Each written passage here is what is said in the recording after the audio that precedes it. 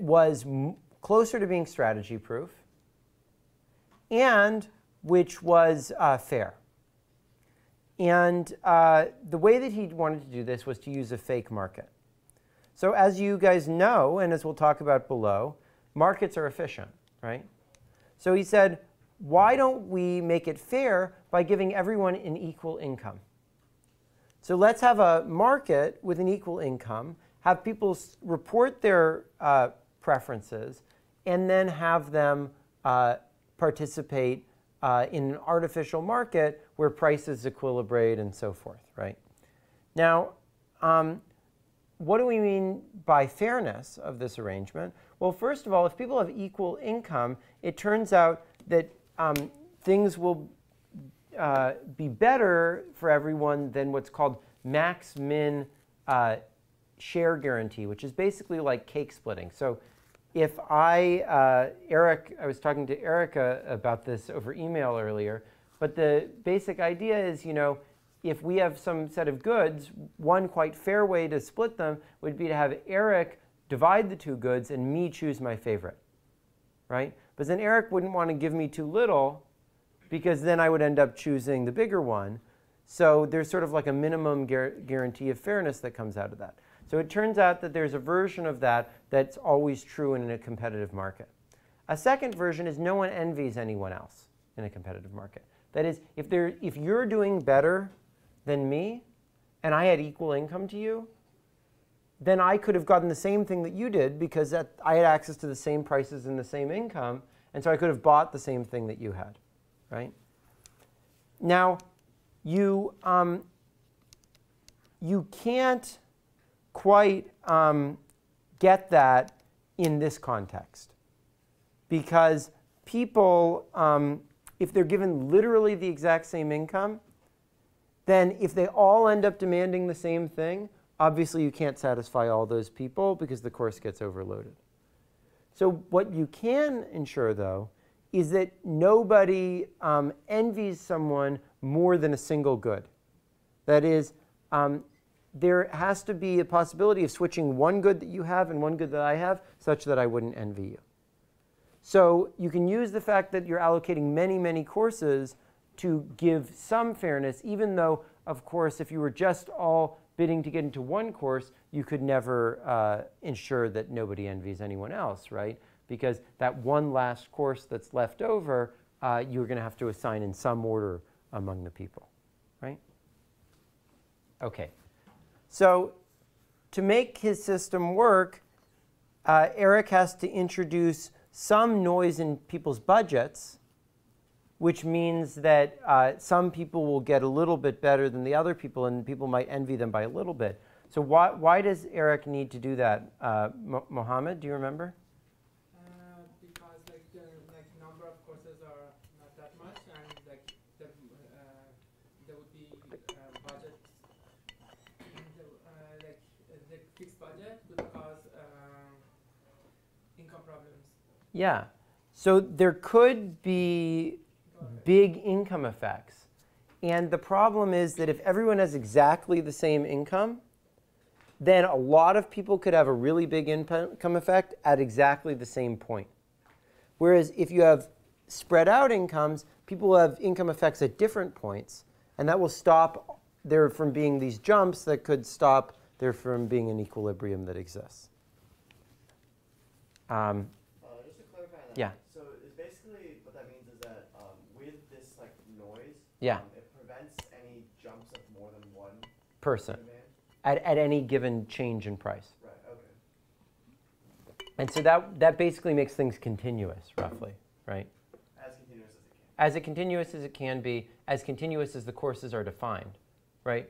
Because if there's if there's only 55, if there's a discrete number of slots, jumps of one person will never cause a problem for existence, right? Because you can go on one side of it or on the other side. If there's jumps of 10 people at a time, that could be a problem. Because then when you get an excess supply, then the price wants to go up. When you get an excess demand, the price wants to go down. But it's stuck. It keeps jumping around. But with one person, that's never going to be a problem, right? So if you give spread out slightly random budgets, it will never be the case that a lot of people have an income effect at exactly the same point, right? Also, the market is not going to necessarily clear perfectly. You're going to have to be willing to accept a few extra people in one course or a few courses that are not completely filled. And why is that going to be the case? Alex is not here. Does anyone else want to try to explain it with reference to what we talked about equilibrium existence in the last class?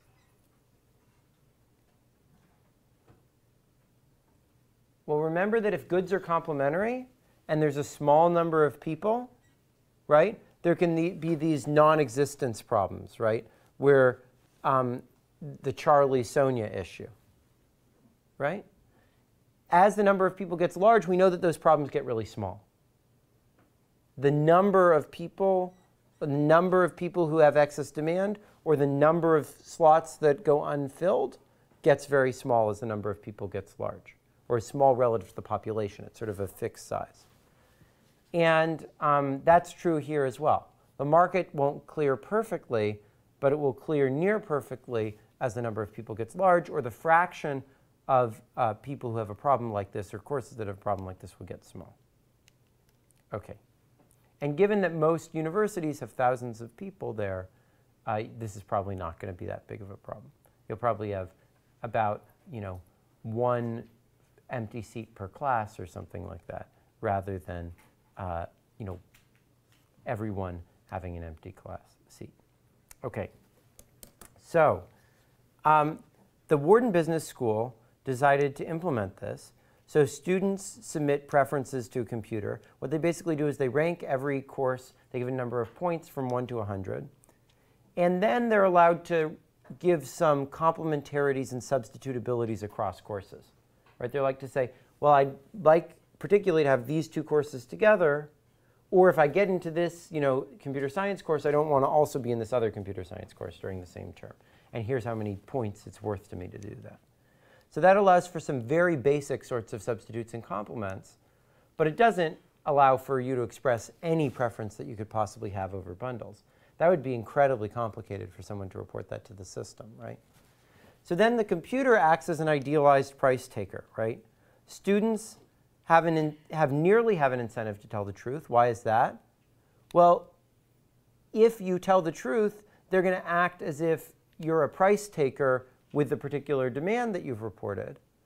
And we know that in a competitive market, you can't do very much better than act like a price taker, right? You might be able to get a little market power in some way, but with a large number of people, that effect is going to be so small relative to the effect of getting the wrong demand given the prices, right, that you're going to basically want to report the truth.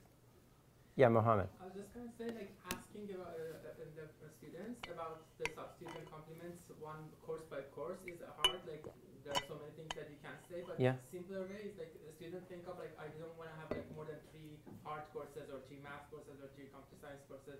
I want to have 2 social science courses, for example, these kind of things. So with simple questions like this. Yeah, Mohammed, I think that's a great point. And in fact, we'll talk a little bit about that in a moment, is that you don't really want people to report any particular mathematical form of courses. What you want to do is figure out what's the set of questions you need to ask people to get the best sense intuitively for their preferences so you can do a good job optimizing for them. That's all that matters.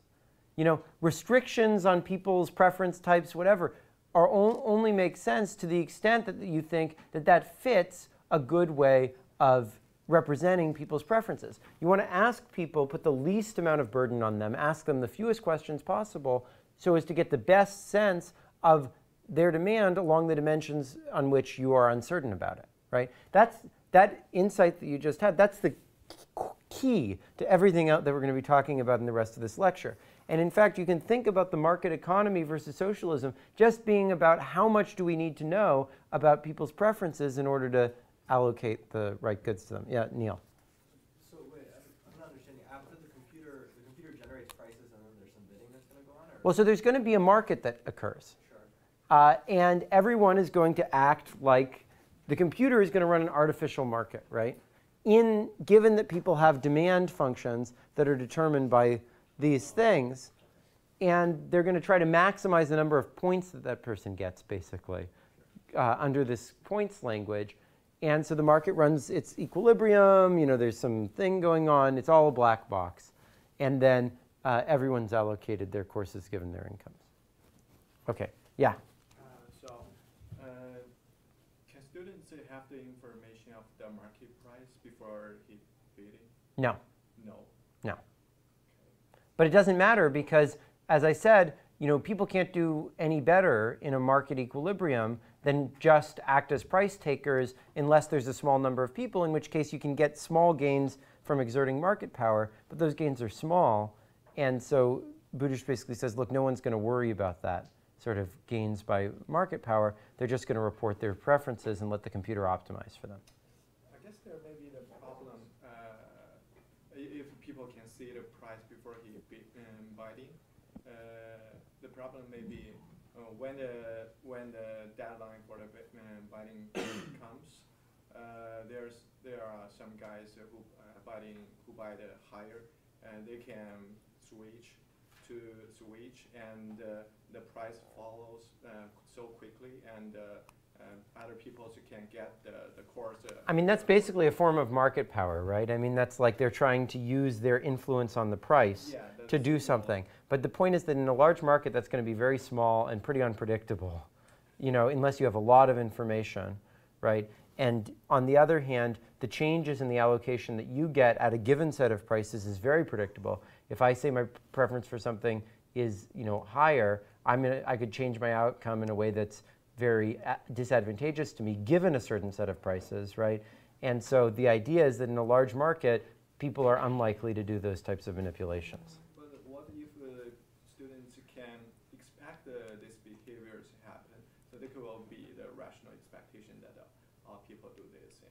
Well, I mean, again, it's possible, but the gains that they could even potentially get are going to be very small because they're a small part of a large market. Because I ask it because I see the phenomenon. Because in my school, the courses are allocated quite the same situation. Using a market? Using the market and internet and computer. What school? The Peking University. Huh. Yeah, but the thing is that, but is it really, the question is it really a market? There's really prices and so forth? Yeah, we have, each student have 100 flows like the money. Yeah. Right, and bidding, and then there's a deadline. Yeah. And when the deadline comes, all the deals happens at that time. Huh. How long does the whole process take? You should talk to Eric Budish about this, for sure. You should go knock on his door and tell him about it, because he claimed that no one had ever used this system before. So that's interesting, if that's how they do it. So, yeah, I mean, I didn't know about that. I mean, my guess is that people are harming themselves by trying to manipulate the system rather than benefiting themselves. Because being that small part of I mean, there must be tons of students at Peking University. My guess is that their attempts to be more clever, too clever by half are probably going to end up hurting them rather than helping them. But I could be wrong about that. I'm not totally sure. This is the same argument as in any competitive market. The downside of the system, I think, or the downside that a lot of students expressed, is that they found the system to be a little bit of a black box. They were like, putting in this information, they get back something, and they sort of have no idea how they got it, and no idea whether they really should be telling the truth or not, or exactly what was going on. So the system is finding the equilibrium, right? And the system is actually being implemented this fall at Wharton. We don't have the data back, but the experiments showed that people overall